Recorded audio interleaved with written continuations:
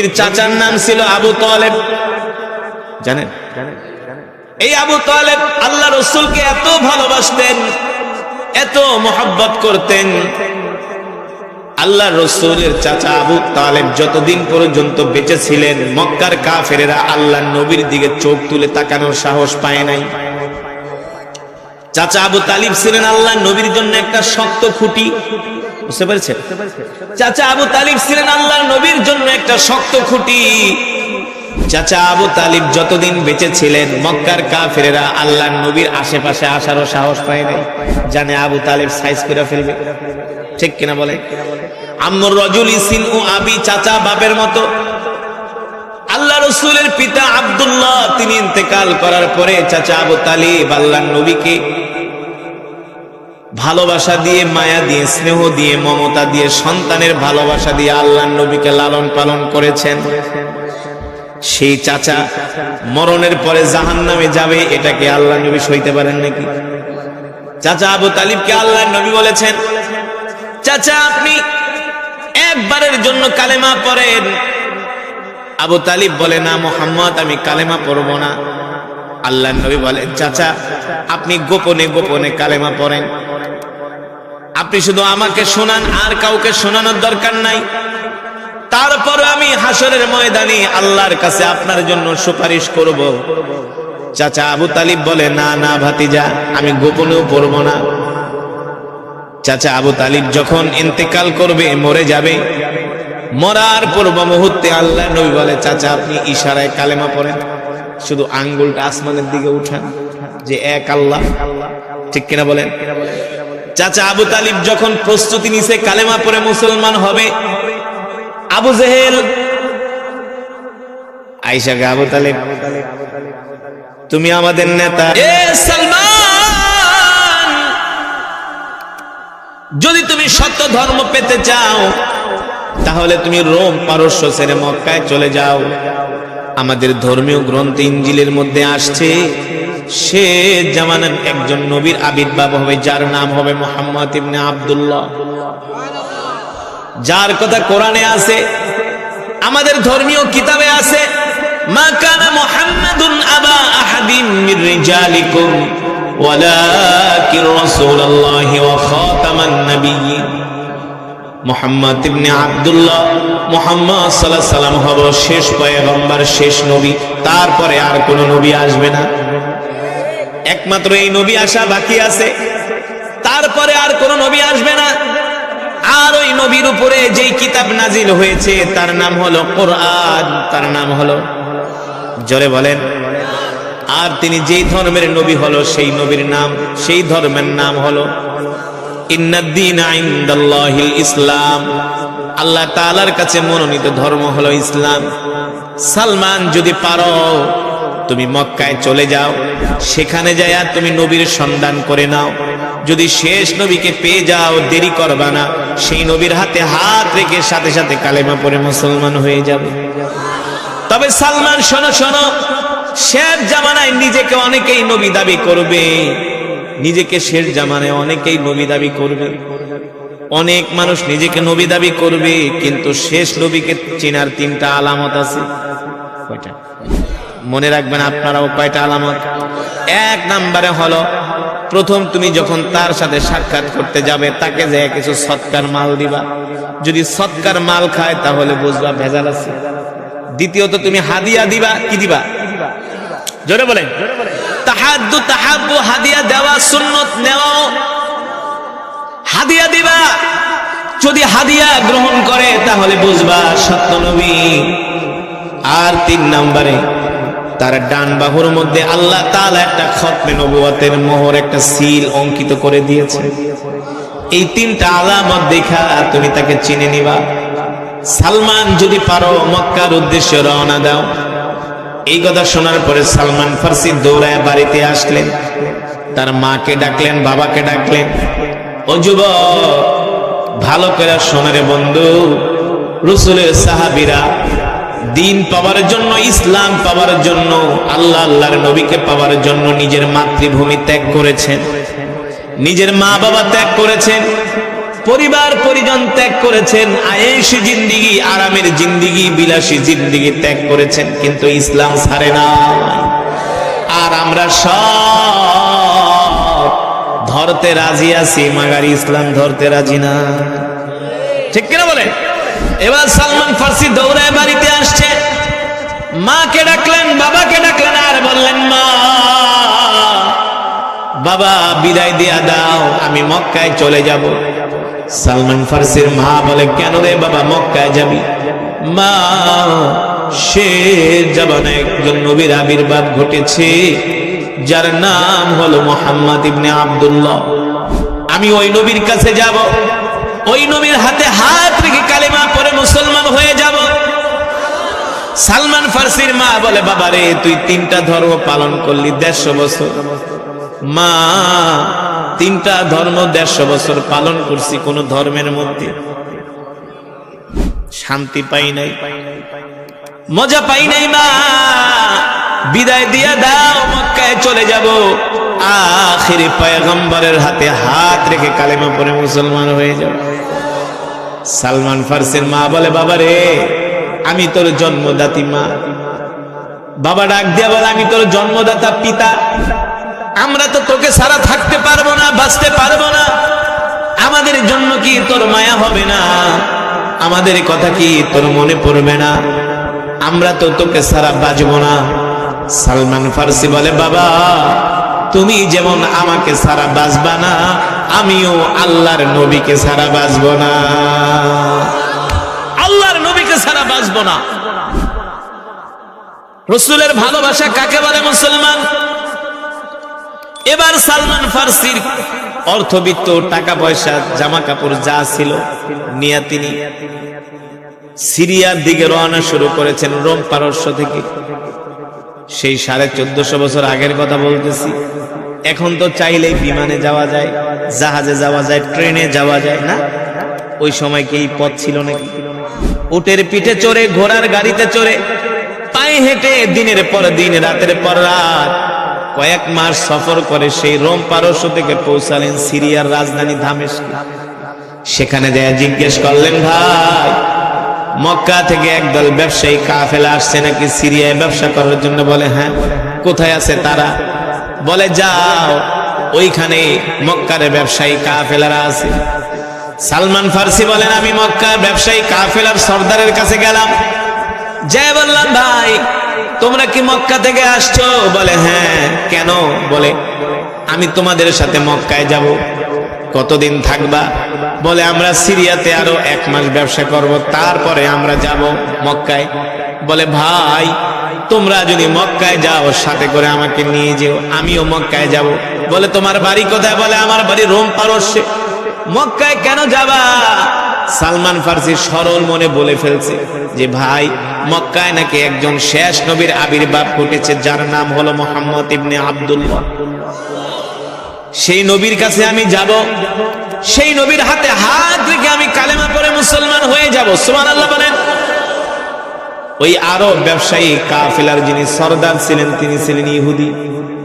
পাইছি একটা, এই মক্কায় যাইবা, আমাদের সাথে যেতে হলে তো তোমাকে মোটা অঙ্কের অর্থ আমাদেরকে দিতে হবে। সালমান ফার্সি বলে, ভাই, আমার বাবা হলো রোম পারস্যের নাম করা ব্যবসায়ী, আমার অর্থের কোনো অভাব নেই, যা লাগে সব দিয়ে দিব, তারপরে তোমরা আমাকে মক্কায় নিয়ে চলো, আখিরি নবীর সাথে আমাকে সাক্ষাৎ করায় দিও। ব্যবসায়ী কাফেলার সর্দার ইহুদি বলে, ছেলেটা দেখতে শুনতে সুন্দর, বড় লোকের ছেলে, ওর থেকে মোটা অঙ্কের অর্থ আদায় করা যাবে, আবার মক্কায় নিয়ে ওকে আমরা মক্কার বাজারে গোলাম হিসেবে বিক্রি করে দিল, অনেক টাকা পাবো। সালমান ফার্সিকে বুঝিয়ে সুজিয়ে তাদের কাফেলায় নিয়ে নিলেন। কথা ছিল মক্কায় নিয়ে তারা আল্লাহ নবীর কাছে তাকে পৌঁছে দিবে। ইহুদি মনে মনে ভাবে, সালমান, মোহাম্মদ হলো আমাদের বাপ দাদার শত্রু, আর তুমি আমাদের শত্রুর কাছে যাইবা? তোমাকে আমরা মক্কায় নিয়ে মোহাম্মদের কাছে তুলে দিব মনে করছো? তোমাকে আমরা মক্কার বাজারে নিয়ে গোলাম হিসেবে বিক্রি করে দিব, এটা গোপন রেখেছে। সালমান ফার্সিকে বুঝিয়ে শুনিয়ে নিয়ে গেলেন তাদের সাথে। যখন তারা 1 মাস পরে সিরিয়া থেকে মক্কার উদ্দেশ্যে রওনা দিয়েছেন, সিরিয়া থেকে মক্কার দূরত্ব হলো প্রায় 2500 কিলোমিটার। কত হাজার? 2500 কিলোমিটার রাস্তা মক্কা থেকে সেই সিরিয়া, রাজধানী দামেস্ক। এই সিরিয়ার কথা বলছি। বারিক লানা ফি আমানিনা, আল্লাহর নবী দুইটা ভূখণ্ডের জন্য দোয়া করছে, একটা হলো শাম আর একটা হলো ইয়ামান। একটা হলো শাম আর একটা হলো ইয়ামান। এই শামের জন্য আল্লাহর নবী দোয়া করেছেন। সেই শাম থেকে মক্কার উদ্দেশ্যে যখন ওই ব্যবসায়ী কাফেলা রওনা করলেন, পথের মধ্যে সালমান ফার্সিকে ঠিকমতো খাবার দাবার দেয় না। এমনি বড় লোকের ছেলে, এতদিন আরামায় এসে জিন্দেগি কাটাইছি, এখন ঠিক মতো খাবার না দিলে তার অবস্থা কি হয়? ঘুম নাই, খাওয়া নাই, নামা নাই। সুদর্শন সালমান ফার্সি শুকায়া কাঠ হয়ে গেছে, বুঝেন নাই? শুকায়া কাঠ হয়ে গেছে। প্রায় 2-2.5 মাস সফর করার পরে যখন তারা মক্কায় পৌঁছালো, সালমান ফার্সির আগের সেই চেহারা নাই, হাড্ডি গুলো বের হয়ে গেছে।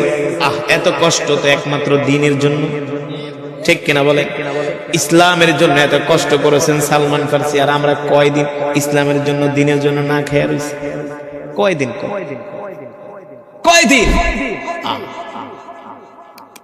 এক বেলা আপনারা না খেয়ে রন নাই। কিন্তু যারা ওলামায়ে কেরাম, তারা ইসলামের জন্য কত কষ্ট করে জানেন? যত আলেমরা আপনাদের সামনে কোরআনের কথা বলেছে, ইলম শিখতে যায় যে কত কষ্ট করছে, কত কষ্ট। এমন কোন মাদ্রাসার ছাত্র নাই যে ডাইলের পানি খায় নাই। হ্যাঁ, আমরা যখন মাদ্রাসায় পড়তাম তখন ডাল খাওয়াইতো, ডাল। ওই ডালের ভিতরে পোকা পাওয়া যেত, জানেন? সাদা সাদা পোকা। আল্লাহি, আল্লাহকে সাক্ষী রেখে বলছি, ভাত দিত, ভাতের ভিতরে কালো কালো পোকা পাওয়া যেত। এক একটা মাদ্রাসায় 100-150 মণ, 200-300 মণ, 500 মণ চাল লাগে। তো চালগুলা রাখলে তো এমনি পোকা হয়ে যায়।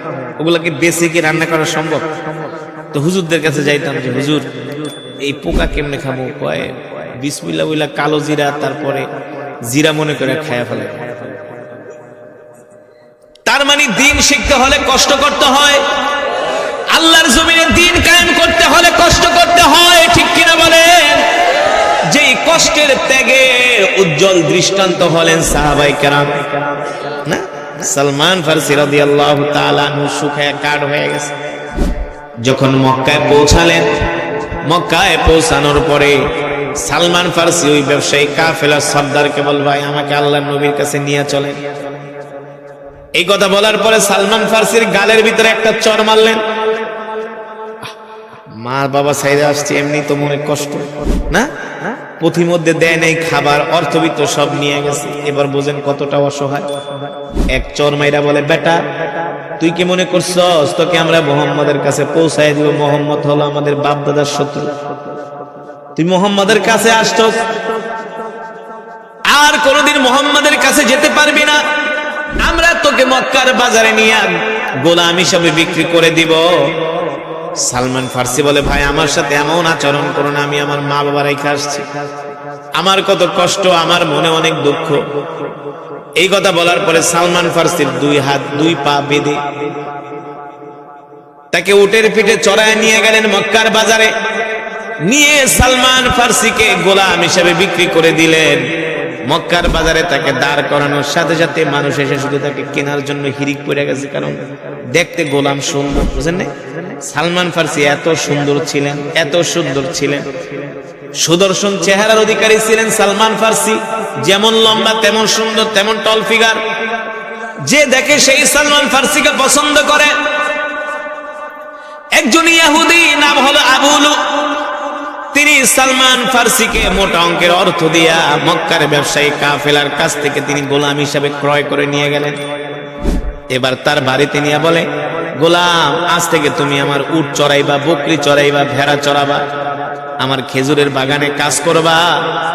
দেখেন যুবক, একজন মিলিনিয়ারের ছেলে, বিজনেসম্যানের ছেলে আজকে ইসলামের জন্য গোলামি করতেছে না? কত কষ্ট করে দিন পাইছে। আমরা তো কত সহজে দিন পেয়ে গেছি, আমাদের কোনো কষ্ট করতে হয় নাই।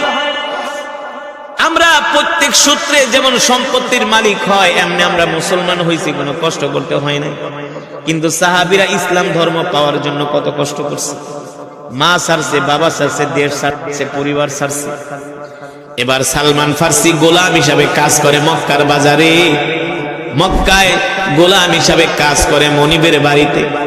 আর রাত্রবেলা মক্কার গলিতে গলিতে ঘুরা ঘুরা আল্লাহর নবীকে খুঁজে। তার উদ্দেশ্যই হলো আল্লাহর নবীকে খুঁজে বের করা, বুঝলেন? রাত্রবেলা নবীকে মক্কার গলিতে খোঁজে, কিন্তু চেনে না কোথায় যাবে, কোন জায়গায় আল্লাহর নবী থাকে জানে না, শুধু পাগলের মতো রাত্রবেলা খোঁজে কোথায় আছে আল্লাহর নবী। সালমান ফার্সি বলেন, একদিন আমি আমার মনিবের বাগানে কাজ করতেছি, হঠাৎ করে একজন যুবক আইসা বলে, হায় রে, মক্কার মানুষদের কপাল পুড়ে গেছে।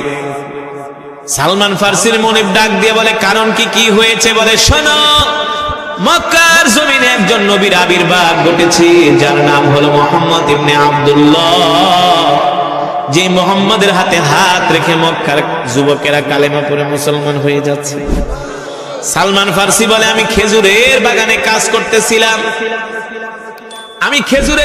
কাজ করতেছিলাম, যখন আল্লাহর নবীর কথা শুনলাম আর দেরি করলাম না, 1 লাখ দিয়ে আমি খেজুর গাছ থেকে জমিনে পড়ে গেলাম। সালমান ফার্সি বলে, আমার শরীরের মধ্যে কম্পন শুরু হয়ে গেল, আমার শরীর থরথর করে কাঁপতেছে আল্লাহর নবীর কথা শোনার পরে। সালমান ফার্সি বলে, আমি জমিনে পড়া ওই যুবকের হাত ধরে বললাম, আইনা মুহাম্মদ ইবনে আব্দুল্লাহ, বলো বলো মুহাম্মদ ইবনে আব্দুল্লাহ আখেরি পয়গম্বর কোথায় আছে? এই কথা বলার পরে যুবক সালমান ফার্সির গালের ভিতরে একটা চর মেরা বলে, বেটা, তুই হলি গোলাম, তুই আব্দুল্লাহ মুহাম্মদ ইবনে আব্দুল্লাহকে দিয়ে কি করবি? বলে, ভাই, চর একটা মারছো, আরো 10টা মারো, কোনো অসুবিধা নাই, তারপরে বলো আল্লাহর পয়গম্বর মুহাম্মদ সাল্লাল্লাহু আলাইহি সাল্লাম কোথায় আছে? আল্লাহু আকবার।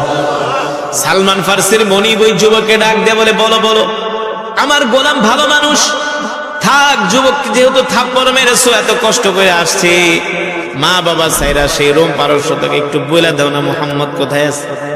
বলে, শোন যুবক, যদি মুহাম্মদকে পেতে চাও, ওই যে একটা পাহাড় আছে, নাম হলো জাবালে আবু কুবাইস, বাইতুল্লাহর পাশে একটা পাহাড়, ওই পাহাড়ের নিচে মুহাম্মদ বসে বসে তার সঙ্গী সাথীদেরকে কোরআন শোনায়।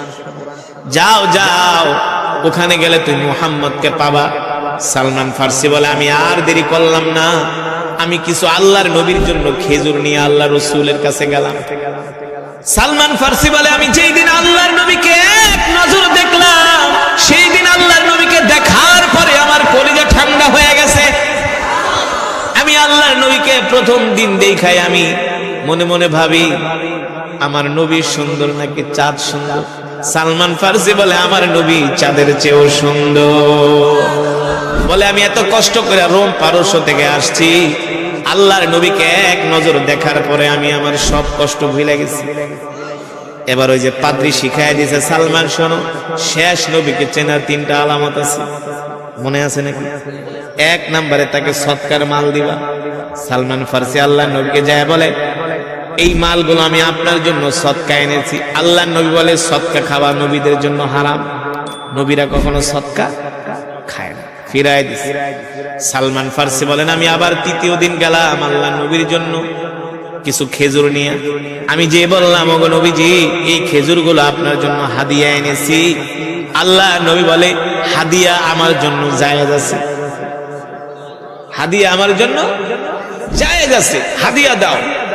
সালমান ফার্সি বলে, আল্লাহর নবী মুস্কি হাসি দিয়া আমার এই খেজুর থেকে একটা খেজুর খেলেন আর সাহাবীদের মাঝে বিলায় দিলেন। সালমান ফার্সি বলে, আমি 2টা আলামত পেয়ে গেছি, সে যে আল্লাহর পয়গম্বর, আল্লাহর নবী।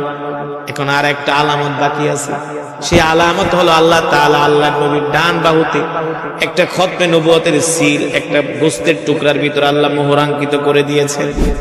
সালমান ফার্সি বলেন, আমি আল্লাহর নবীর ওই সিল, ওই মোহরাঙ্কিত কিভাবে দেখব? আল্লাহর নবী তো জামা পরিধান করা।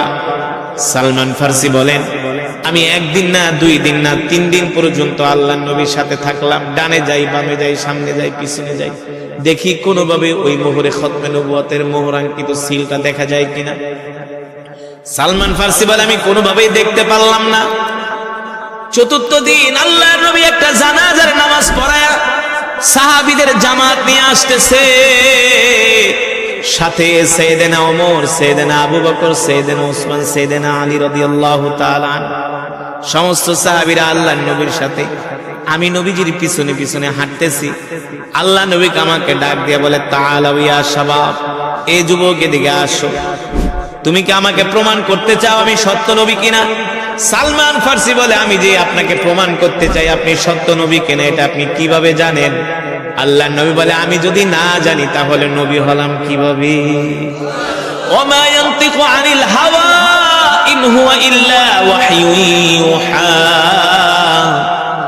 আল্লাহ নবী বলে, আমি গায়েব জানি না, আল্লাহ আমাকে ওহীর মাধ্যমে জানায় দেয়।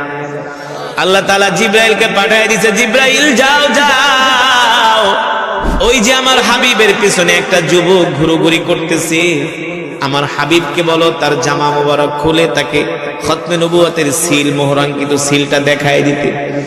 আল্লাহ নবী সালমান ফার্সিকে ডাক দিয়ে বলে, আসো দেখো আমি যে সত্য নবী, এটা প্রমাণ দেখা যাও। আমি যে শেষ নবী, আমার পরে আর কোন নবী আসবে না। আল্লাহ তাআলা আমাকে শেষ নবী করে মক্কার জমিনে পাঠাইছে। সুবহানাল্লাহ বলে। এবার সালমান ফার্সি আল্লাহর নবীর ওই মোহরাঙ্কিত খতমে নবুয়তের সিল দেখা সালমান ফার্সি আল্লাহর নবীর হাতের মধ্যে একটা চুমা দিলেন, দিয়া বললেন, ওগো নবীজি, আপনি তো আমার পরিচয় জানেন না। আল্লাহ নবী বললে, কোত্থেকে আসছো? বলে, আমি কোন মক্কার মানুষ না, মদিনার মানুষ না, আমি হলাম রোম পারস্যের মানুষ। রোম পারস্য থেকে তুমি মক্কায় আসছো কিভাবে? বলে, আমি আমাদের ধর্মগুরু পাদ্রীর কাছে শুনেছি শেষ জামানায় একজন নবীর আবির্ভাব হবে, যার নাম হবে মুহাম্মদ ইবনে আব্দুল্লাহ। আমি আপনার নাম শুই না, আমি আমার বাবা মা পরিবার পরিজন আলা আয়েশি বিলাসী জিন্দেগি সব ছাইরা দিয়া মাসের পর মাস বছরের পর বছর সফর করে মক্কায় আসছি আপনাকে পাওয়ার জন্য। নবীজি দেখেন আমি না খেতে খেতে আমি শুকায়া কাঠ হয়ে গেছি। কার না মায়া লাগে? আল্লাহ নবী শোনার পরে আল্লাহ নবী কান্না করে দিছে, সাথে সাহাবীরা ছিলেন তারাও কান্না করে দিছে। তুমি এত কষ্ট করছো দিনের জন্য। ওগো নবীজি দেখেন, ওই আরবের ব্যবসায়ী কাফেলার মালিক আমাকে মেরে আমার শরীরে দাগ পরায় দিছে, তারপরে আমি আপনার ভালোবাসা ছাড়ি নাই। আপনাকে পাওয়ার জন্য আমি আমার মা বাবা পরিবার পরিজন ছেড়ে আমি এই মক্কায় আসছি। আল্লাহ নবী এই কথা শুনে সালমান ফার্সিকে আদর করতেছে। সালমান ফার্সি বলে, ওগো নবীজি, আপনি আর দেরি করবেন না, আপনি এখনই আমাকে কালেমা পড়ায় মুসলমান বানায় দেন। জোরে বলেন সুবহানাল্লাহ। আল্লাহ রাব্বুল আলামিনের পয়গম্বর হাবিবে কিবরিয়া ইমামুল আম্বিয়া সাইয়্যিদুল মুরসালিন খাতামুন নবীন সালমান ফার্সিকে কালেমা পড়িয়ে মুসলমান বানিয়ে দিলেন। সালমান ফার্সি রাদিয়াল্লাহু তাআলা আনহু মুসলমান হয়ে গেলেন। এবার ওই মনিবের বাড়িতে যায় এক কাজ করে, সারাদিন কাদের দরবারে থাকে। বুঝলেন? একদিন সালমান ফার্সি ডাক দিয়া বলে, নবীজি, আমি তো আপনাকে পাওয়ার জন্যই সেই মা বাবা সাইরা এই মক্কায় আসছি, আপনি আমাকে আপনার কাছে নিয়ে আনেন। বলে, তোমার কাছে আমি নিতে হলে তো ওই ইহুদির কাছ থেকে তোমাকে আজাদ করে আনতে হবে, মোটা অঙ্কের অর্থ দিয়ে আনতে হবে। আল্লাহ নবী বলে, ঠিক আছে যাও, তোমাকে মুক্ত করার জন্য যত অর্থ দরকার সব আমি ব্যবস্থা করব। ইহুদিকে বলো কি শর্তে তোমাকে মুক্তি দিবে। সালমান ফার্সি দৌড়ায় ইহুদিকে বলে, আমাকে মুক্তি দিয়া দাও, আমার নবী আমাকে মুক্ত করে নিয়ে নিবে। সালমান ফার্সি বলেন, ও ইহুদি, কিসের বিনিময়ে আমাকে মুক্ত করবা? ইহুদি টাল বাহানা করে, একদিন এক এক কথা বলে। মানে ইহুদি জানে সালমান ফার্সির মতো এত ভালো গোলাম সে কোনোদিন, এত আমানতদারি, এত সৎ, এত ন্যায়পরায়ণ, এত ভালো মানুষ কোনোদিন সে পাবে না। সালমান ফার্সিকে ছাড়তে চায় না। একদিন এক এক কথা বলে, এত হাজার দিনারের বিনিময়ে তোমাকে ছাড়বো, দিরহাম দিলে। সেই দিরহাম নিয়ে সালমান ফার্সি যায়, কিন্তু মুক্ত করে না। এবার ইহুদি বলে, এমন একটা কৌশল আমি আঁকবো যে কৌশল গ্রহণ করলে কোনোদিন মোহাম্মদ তার সাহাবীকে আমার কাছ থেকে নিতে পারবে না। এবার ইহুদি ডাক দিয়ে বলে, সালমান, তুমি তোমার নবীকে যায় বলবা আমি 600 খেজুরের বিচি দিব, ওই বিচি দিয়ে যদি গাছ লাগাইতে পারে, ওই বিচি মাটির ভিতরে পোতার পরে যদি গাছ হয়, লাগানোর পরে 600 গাছ হলে, খেজুরের গাছ হলে, তার বিনিময়ে আমি তোমাকে মুক্ত করে দিব। কয়শো? 600 খেজুরের বিচি। তোমার নবী মুহাম্মদ ওই 600 বিচি মাটিতে লাগাবে, পুঁতবে, পোতার পরে যদি গাছ হয় তোমাকে মুক্ত করে দেবে। এবার সালমান ফার্সি দৌড়ে আল্লাহ রসুলের কাছে আসছে, নবীজি ইহুদি বলছে 600 খেজুরের বিচি লাগানোর পরে যদি গাছ হয় সাথে সাথে হতে হবে। কি সাথে সাথে হতে হবে, পরে হইলে চলবে না? কত বড় শয়তান, চিন্তা করছে? সাথে সাথে, এটা কি সম্ভব? মানুষের পক্ষে সম্ভব? কার পক্ষে সম্ভব? জোরে বলেন, আল্লাহ তাআলার পক্ষে। সাথে সাথে হতে হবে খেজুরের বিচি থেকে গাছ। আল্লাহ নবী বলে, ঠিক আছে সালমান, যাও যাও ইহুদিকে বলবা 600 বিচি রেডি রাখতে, আমরা অমুক দিন সাহাবীদের জামাত নিয়ে যাব, সাহাবীরা গর্ত করবে আর আমি আমার হাত দিয়া খেজুরের বিচি মাটিতে পুঁতবো, লাগাবো, গাছ উঠবে, তোমাকে মুক্ত করে নিয়ে আসবো। সালমান ফার্সি ইহুদির কে, ইহুদি খেজুরের দানা কিন্তু রেডি রেখো, বিচি রেডি রেখো, আল্লাহ নবী কিন্তু আসবে। ইহুদি মনে মনে কয়, খেজুরের বিচি লাগাইলে তো গাছ হবে, এতে কোনো সন্দেহ নাই, কারণ মুহাম্মদ আল্লাহর পয়গম্বর, মুহাম্মদ আল্লাহর নবী, কোনো সন্দেহ নাই। তাহলে কি করা যায়? কি করা যায়? মুহাম্মদকে তো চিনি, মুহাম্মদকে তো চিনি, কারণ ইহুদিরা তো জানে আল্লাহর নবীর সম্বন্ধে, যে নবীজির থুতুর বরকতে লবণাক্ত পানি মিষ্ট হয়ে যায়। বুঝেন নাই? সাহাবীরা যুদ্ধ করার জন্য বদরের প্রান্তরে গেছে, তাবু গাড়ছে। এখন যুদ্ধ করতে হলে তো পানির প্রয়োজন না, পানি খেতে হবে না? একটা তাবুর কাছে একটা কূপ আছে, সাহাবীরা কূপ পায় খুব খুশি হয়ে গেছে, যে একটা পানির কূপ আমরা পেয়েছি, আমাদের জন্য খুব ভালো হবে। তো সাহাবীরা ওই কূপের পানি যখন মুখে নিছে, এত তিতা, মুখে নেওয়া যায়। আয়েশা বললেন, নবীজি একটা পানির কূপ পেয়েছি, কিন্তু পানি হচ্ছে লবণাক্ত, তিতা, আল্লাহ নবীকে আমাকে নিয়ে চলে। আল্লাহ রাসূল ওই কূপের কাছে গিয়েছেন, বদরের প্রান্তরে, বদরের মাঠে। আল্লাহ নবী তার মুখ থেকে একটু লালা পানিতে দেওয়ার সাথে সাথে সেই পানি মিষ্টি হয়ে গেছে। সেই কূপই নাই, নাই, কিয়ামত পর্যন্ত এখনো বদরের প্রান্তরে আছে। হাজী সাহেবরা গেলে শুধু পানি নিয়ে আসে। সেই পানি আমিও খেয়েছি, আমিও খেয়েছি, আপনারা অনেকেই খেয়েছে যারা বদরে গেছেন। এটা আল্লাহ রাসূলের বরকত, ঠিক কিনা বলেন? কেন বরকত? আল্লাহ তাআলা নিজেই বলছেন, ওয়া মা আরসালনাকা ইল্লা রাহমাতাল লিল আলামিন। আল্লাহ তাআলা বলেন, হাবিব আমি আল্লাহ আপনাকে বরকত করে, রহমত করে দুনিয়াতে পাঠাইছি। ইহুদি মনে মনে ভাবে, মুহাম্মদ তোমার হাতে যদি খেজুরের বিচি দেই, এই খেজুরের বিচি লাগাইতে দেরি, গাছ উঠতে দেরি নেই, এটা আমি ইহুদিও বিশ্বাস করি, কিন্তু তোমার সাহাবীকে তো আমি ছাড়তে চাই না, এত ভালো মানুষ আমি কোনোদিন। কিন্তু কিভাবে ওকে আটকায় রাখা যায়? ইহুদি কি করলেন? 600 খেজুরের বিচি আগুন দিয়া পোড়ায় ফেললেন। কি করছে? আগুন দিয়া বিচি পোড়াইল, ওই বিচি দিয়ে কোনদিন গাছ হবে? হবে? 600 খেজুরের বিচি আগুন দিয়ে পুড়িয়ে ফেলেছেন, কয়লা হয়ে গেছে। বুঝলেন না? খালি একটু একটু বাকি আছে। মনে করেন একটা বিচির প্রায় 80% পুড়ে গেছে, 20% আছে। এইভাবে যদি খেজুরের বিচি পড়ে, ওই পোড়া বিচি দিয়ে কোনোদিন গাছ উঠবে? সালমান ফার্সি রাদিয়াল্লাহু তাআলা আনহু বলে, আল্লাহর নবী বিশাল জামাত নিয়ে আসছে ইহুদির বাড়িতে। আল্লাহর নবী বিশাল জামাত নিয়ে আসছে ইহুদির বাড়িতে। আল্লাহ নবী আয়েশা বলে, সালমান যাও ইহুদিকে ডেকে নিয়ে আসো, ইহুদিকে ডেকে নিয়ে আসা হলো। আল্লাহ নবী বলে, ইহুদি 600 খেজুরের বিচি দাও। ইহুদি ভয়ে কথা কয় না। যদি বলি খেজুরের বিচি পোড়ায় ফেলাইছি, তাহলে তো সাথে ওমর আছে, এক থাপ্পড় মারবো যে ফাইজলামির জায়গা পাবো। হ্যাঁ, থর থর করে ইহুদি কাঁপতেছে। এবার সালমান ফার্সি কে ইহুদি ডাক দিয়া কয়, সালমান এদিকে আসো, তুমি যায় তোমার নবীকে বলো আমি তো খেজুরের বিচি ভুলে পুড়িয়ে ফেলেছি।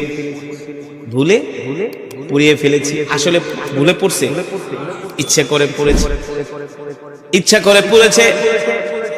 এখন এই কথা শোনার পরে তো সালমান ফার্সি বাচ্চা মানুষের মতো কাঁদতেছে। আল্লাহর নবী বলে, লিমা তাবকি ইয়া সালমান, এই কান্দো কেন? সালমান ফার্সি বলে, ওগো আল্লাহর নবী, ইহুদি তো খেজুরের বিচি পুড়ে ফেলেছে, তার মানে পোড়া খেজুরের বিচি থেকে গাছ গাছ হবে না, আর আমি কোনোদিন মুক্ত হব না, আমাকে গোলাম হিসাবেই থাকতে হবে।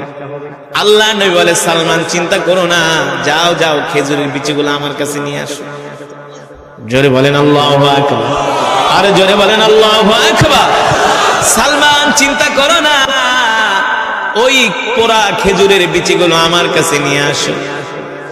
এবার আল্লাহ নবীর কাছে যখন পোড়া খেজুরের বিচিগুলো আনতেছি, ইহুদি থরথর করে কাঁপে, আমি জানি মোহাম্মদ এই পোড়া খেজুরের বিচি লাগাইলো গাছ হবে তোমার হাতে, এটা আমি বিশ্বাস করি, কারণ তুমি নবী। তুমি কি? তুমি দুনিয়ার কোন সাধারণ মানুষ নও, তুমি নবী। আমরা জানি কিন্তু মানি না, ঠিক কিনা বলেন? ইহুদি এবার ভয়ে থরথর করে কাঁপতেছে। আল্লাহ নবী বলে, সাহাবীরা তোমরা গর্ত করো। সাহাবীরা গর্ত করতেছে। আল্লাহ নবী সাহাবীদেরকে বললেন, শোনো, তোমাদের কাজ হলো গর্ত করা, কিন্তু পিছনের দিকে তাকানো নিষেধ। শুধু গর্ত করে সামনের দিকে আগাবা, আর আমি খেজুরের বিচিগুলো মাটির ভিতরে পুঁতবো। যখন আমি তোমাদেরকে পিছনে তাকাইতে বলবো তখন শুধু তাকাবা, এছাড়া তাকানো যাবে না, নিষেধ। এবার সালমান ফার্সি আল্লাহ নবীর কাছে, আল্লাহ নবী বলে, তুমি আমার কাছে একটা একটা করে বিচি দাও। কি দরদি নবী ছিল, চিন্তা করছেন? কি দরদি নবী ছিল, কি ভালোবাসার নবী ছিল, কিভাবে ভালোবাসতেন। সালমান একটা একটা করে বিচি আমার কাছে দিবা। এবার সালমান ফার্সি একটা একটা করে বিচি আল্লাহ নবীর কাছে দেয়। যতটুকুন বিচি অংশ আছে পড়ে নাই, ওইটুকু আল্লাহ নবীর থুতু মোবারক দিয়া এইভাবে পরিষ্কার কইরা মাটির ভিতরে পড়তেছে। যখন 600 বিচি খেজুরের বিচি পড়া শেষ হয়ে এক প্রান্ত থেকে অপর প্রান্তে গেছে, অপর প্রান্তে যাওয়ার পরে আল্লাহ নবী বলে, সাহাবীরা, এই ইহুদি কই আছো, তাকায় দেখো তো কি অবস্থা। ইহুদি দেখেন প্রত্যেকটা বিচি থেকে একটা একটা করে গাছ উঠে গিয়েছে। জোরে বলেন সুবহানাল্লাহ। এক একটা বিচি থেকে খেজুরের গাছ উঠে গিয়েছে। 40 দিনের মধ্যে ওই খেজুরের গাছে খেজুর হয়েছে। সেই খেজুরের নাম হলো আজওয়া। আজওয়া খেজুর খেয়েছেন? কি কালার? কালো না, ওই ছাই কালার, পোড়া কালার। কি কালার? পোড়া কালার। আল্লাহ তাআলা বলে, দেখ এই কাফের মুশরিকরা, তোরা আমার হাবিবকে প্রমাণ করতে চেয়েছিলি আমার হাবিব পোড়া বিচি দিয়ে গাছ উঠায় দিতে পারে কিনা। আমার হাবিবের ক্ষমতা নাই, ক্ষমতা আমার। আমি আমার হাবিবের ইজ্জত রক্ষা করেছি। এই পোড়া গাছ থেকে কিয়ামত পর্যন্ত পোড়া পোড়া খেজুর হয়, কালো কালো খেজুর হয়, ঠিক কিনা বলেন? সেই খেজুর হলো আজওয়া খেজুর। মুসলমান, এবার 600 খেজুরের বিচি থেকে খেজুর হয়েছে। সালমান ফার্সিকে সাহাবীরা নিয়ে চলে গেছে বাইরে। সুবহানাল্লাহ বলেন। সেই নবীর উম্মত আমরা, যেই নবী হলেন রহমত, যেই নবী হলেন বরকত, যেই নবী হলেন সমস্ত নবীদের ইমাম। এক একটি হরফের বিনিময়ে আল্লাহ তাআলা আমাদের আমল নামায় কমপক্ষে 10টি করে নেকি দান করেছেন। কয়টা করে নেকি? এই মাহফিলে যারা উপস্থিত হয়েছেন সকলেই এক খতম করে করে কোরআনুল কারীমের সওয়াব পেয়েছেন। কয় খতম? কিভাবে বলতে পারবেন? বলেন। মাশাআল্লাহ। আপনারা যারা এই মাহফিলে আসছেন, এই শীতের ভিতরে কষ্ট করে বসেছেন, সকলেই এক খতম করে করে কোরআনুল কারীমের সওয়াব পেয়েছেন। কারণ আমি কোরআনুল কারীমের একটি অত্যন্ত দামি, আল্লাহ তাআলার কাছে পছন্দের একটা সূরা। সব সূরাই আল্লাহ তাআলার কাছে পছন্দের, কিন্তু সূরাতুল ইখলাসের মধ্যে আল্লাহ তাআলার সবচেয়ে বেশি প্রশংসা করা হয়েছে। এই কারণে তিরমিজির বর্ণনায় আসছে, আল্লাহর নবী বলেন, কেউ যদি সূরাতুল ইখলাস 3 বার তেলাওয়াত করে, সূরাতুল ইখলাস শরীফের উসিলায় যদি আল্লাহ তাআলার কাছে কোনো দোয়া করে, আল্লাহ তাআলা সেই দোয়াকে কবুল করে নেন। আর কেউ যদি এই সূরা একবার তেলাওয়াত করে, আল্লাহ তাআলা তার আমলনামায় 10 পারা কোরআনুল কারীমের সওয়াব দান করেন। কেউ যদি 2 বার তেলাওয়াত করে, আল্লাহ তাআলা তার আমলনামায় 20 পারা কোরআনুল কারীমের সওয়াব দান করে। কেউ যদি এই সূরা 3 বার তেলাওয়াত করে, আল্লাহ তাআলা তার আমলনামায় পূর্ণ এক খতম কোরআনুল কারীমের সওয়াব দান করে। তাহলে নিঃসন্দেহে আপনারা এক একজন এক এক খতম করে কোরআনুল কারীমের সওয়াব পেয়েছেন। খুশি নাকি বেজার? জোরে বলি আলহামদুলিল্লাহ। ইমানদার মুসলমান, আমাদের হায়াতের মালিক কে? আমাদের রিজকের মালিক কে? আমরা কার গোলাম? আমরা এক আল্লাহর গোলাম, ঠিক কিনা বলেন? আসমান কার? জমিন কার? কোরআনে আছে কি আছে না? আলা লাহুল খালকু ওয়াল আমর তাবারাকাল্লাহু রাব্বুল আলামিন। আল্লাহ তাআলা বলেন, হাবিব, এই আসমানের মালিক আমি আল্লাহ, জমিনের মালিক আমি আল্লাহ, পৃথিবীর মালিক আমি আল্লাহ, সূর্যের মালিক আমি আল্লাহ, চন্দ্রের মালিক আমি আল্লাহ, সার্বভৌমত্বের মালিক আমি আল্লাহ। সুতরাং আপনার উপরে যে কোরআন নাজিল হয়েছে, আপনি কোরআনের কথা বলে যান। মক্কার কাফেরেরা কোরআনের দাওয়াত পছন্দ করে না, কোরআনের কথা তারা পছন্দ করে না, তাতে আমার রবের কিছু যায় আসে না, ঠিক কিনা বলেন? আপনি মক্কার কাফেরদের সামনে বুক উঁচু করে ঘোষণা করে দেন, আলা লাহুল খালকু ওয়াল আমর তাবারাকাল্লাহু রাব্বুল আলামিন। এই মক্কার কাফেররা শুনে রাখো, আমি আল্লাহর পয়গম্বর মুহাম্মদ সাল্লাল্লাহু আলাইহি সাল্লাম ঘোষণা করছি, আজ থেকে আসমান যার আইন চলবে তার, ঠিক কিনা বলেন? জমিন যার বিধান চলবে তার। আমি আপনাদের সামনে যে কোরআন পড়লাম, এই কোরআনুল কারীম শুধু খতম করার জন্য নাজিল হয় না। এই কোরআন শুধু বাপ মরে যাবে 40 দিন পরে 40 মসজিদের ইমাম দাওয়াত দিয়ে 10 গরু জবাই করিয়ে জনমের মতো খিচুড়ি খাওয়াবে, এই কারণে কোরআন নাজিল হয় না। হ্যাঁ, এই কারণে কোরআন নাজিল হয়েছে। জোরে বলেন, আল কোরআন হুজ্জাতুল লাকা ওয়া আলাইকা। আল্লাহ রাসূল বলেন, এই কোরআন হাসরের ময়দানে কারো পক্ষে সাক্ষী দিবে, কারো পক্ষে। আবার আল্লাহ রাসূল বলেন, এই কোরআন কারো বিরুদ্ধে সাক্ষী দিবে। কোরআন যদি কারো বিরুদ্ধে সাক্ষী দেয়, জাহান্নামের আগুন থেকে ওর কি বাঁচতে পারবে? জোরে বলুন। তাহলে কোরআন কাদের বিরুদ্ধে আল্লাহর আদালতে সাক্ষী দিবে? যারা দুনিয়ার জমিনে আল্লাহর কোরআনকে ভালোবাসে নাই, কোরআনের মজমায় আসে নাই, কোরআনের কথা শুনে নাই, কোরআন অনুযায়ী তার জিন্দেগিকে পরিচালনা করে না, ঠিক কিনা বলেন? আর কাদের পক্ষে আল্লাহর কোরআন সাক্ষী দিবে? আপনাদের মতো যারা ঈমানওয়ালা মুসলমান, কোরআনের কথা শোনার জন্য চাতক পাখির মতো ঠান্ডার ভিতরে বসে রয়েছে, দুনিয়ার কোনো কিছু লোভের আশায় না, একমাত্র কোরআনের মহব্বতে, আল্লাহ আল্লাহ রসুলকে ভালোবাসার জন্য, ঠিক কিনা বলেন? যুবক, তুমি জানো না বন্ধু, এই কোরআন এমন এক কিতাব যে কোরআনের জন্য রসুলের সাহাবীরা জীবন দিয়েছে। যাদের এই মাথাকে বাহু থেকে, শরীর থেকে বিচ্ছিন্ন করেছে কাফেরেরা, একমাত্র কোরআনের কারণে, কোরআনের কথা বলার কারণে, ঠিক কিনা বলেন? আল্লাহ রসুলের কারণে, আল্লাহ রসুলকে ভালোবাসার কারণে, ইসলামকে ভালোবাসার কারণে। আর আজকে আমরা সেই মুসলমান হইয়া কোরআন জানি না, কোরআনের মজমায় আসি না, ঠিক কিনা বলেন? কোরআনুল কারীমের মধ্যে আল্লাহ তাআলা বলেন, ইন্নাকা লা তাহদি মান আহবাবতা ওয়ালাকিন্নাল্লাহা ইয়াহদি মান ইয়াশা ওয়া হুয়া আ'লামু বিল মুহতাদিন। সুবহানাল্লাহ বলেন। আল্লাহ রাব্বুল আলামিন বলেন, নবী, আমি আল্লাহ আপনাকে হেদায়েতের দায়িত্ব দেই নাই। আপনি চাইলে কোনো মানুষকে হেদায়েত দিতে পারবেন না, আপনি চাইলে আবু জেহেলকে হেদায়েত দিতে পারবেন না। বলে, আমি তো তোমাকে চিনি, তোমার বাবা তো হলো রোমের পারস্যে অনেক বড় ব্যবসায়ী। বলে, হ্যাঁ, কিন্তু তোমার কাছে আমি বসছিলাম ভালো কিছু পাওয়ার জন্য, কিন্তু তোমার কাছে আমি ভালো কিছু পেলাম না। মানুষ তোমার কাছে অর্থ দেয়া যায়, সেই অর্থ তুমি আত্মসাৎ করো, মানুষের অধিকার দাও না, তার মানে তোমার ধর্ম সত্য ধর্ম না, তোমার ধর্মের ভিতরে ভেজাল আছে, তোমার ভিতরে ভেজাল আছে। এবার সত্যি করে কও, এই পৃথিবীতে সত্য কোনো ধর্ম আছে কিনা?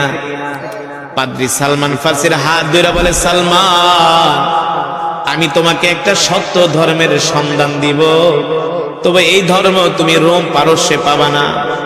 এই ধর্ম পেতে হলে তোমাকে যেতে হবে মরুভূমির দেশে, এই ধর্ম পেতে হলে তোমাকে যেতে হবে খেজুর বৃক্ষের দেশে, বুঝতে পারছো? এই ধর্ম পেতে হলে তোমাকে যেতে হবে পাহাড়ের দেশে। খেজুর বৃক্ষের দেশ কোথায়? মক্কা। কোথায়? খেজুর বৃক্ষের দেশ মক্কা, মরুভূমির দেশ, জোরে বলে পাহাড়ের দেশ।